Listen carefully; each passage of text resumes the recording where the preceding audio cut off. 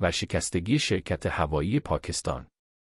شرکت هوایی بین‌المللی پاکستان PAI گفته است که پول کافی برای پرداخت هزینه‌ها و حقوق کارمندان خود ندارد.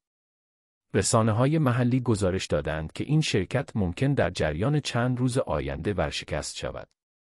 عبدالله حفیظ، سخنگوی شرکت هوایی بین‌المللی دولتی PAI گفته است که این شرکت به کمک فوری از بودجه دولت ضرورت دارد. او همچنان افزود در این شرایط تمویل هزینه جاری هنوز امکان پذیر است. با این وجود او افزوده است که اما ما به دلیل مشکلات در ترازنامه با چالش مواجه هستیم. چندین دهه است که اقتصاد پاکستان به دلیل مدیریت ناسالم در امور اقتصادی و بی‌ثباتی تضعیف شده است.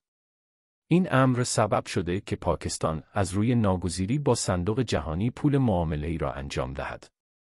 در گذشته شرکت‌های دولتی که متهم به تورم و مدیریت ناسالم بودند، با مشکل تأمین مالی روبرو هستند، زیرا دولت به دلیل پرداخت نشدن قرضه‌ها با مشکلات مالی مواجه می‌باشد. گفته می‌شود که از جمله 31 طیاره شرکت هوایی PAI 25 فروند قادر به پرواز هستند، اما بقیه به دلیل نیاز به ترمیم پرواز نمی‌کنند. تلویزیون محلی جیو نیوز در جریان این هفته گزارش داد که این شرکت هوایی با ورشکستگی روبروست. بنابر گزارش این رسانه، در صورتی که کمک فوری با این شرکت صورت نگیرد، پروازهای آن در جریان چند روز آینده متوقف خواهد شد. خبرگزاری بلومبرگ گزارش داده است که شرکت هوایی پاکستان حدود 2.5 میلیارد دلار آمریکایی بدهکار است که در مجموع نسبت به دارایی‌های آن 5 برابر بیشتر میباشد. شرکت هوایی پاکستان PAI در سال 1955 تأسیس شد که تا سال 1990 به سرعت رشد کرد. اما به دلیل سیاست بازار آزاد و ایجاد شرکت‌های خصوصی، فشار زیاد بالای شرکت PAI وارد شد و زیان‌های زیاد را نیز متقبل گردید.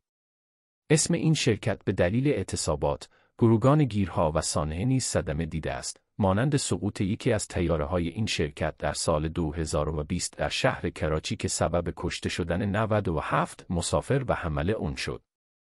برنامه حکومت پاکستان این است که ممکن بخشی از این شرکت و یا همه شرکت به فروش برسد. اما تا اکنون به 2 پیشنهاد خصوصی سازی این شرکت جواب مثبت داده نشده است.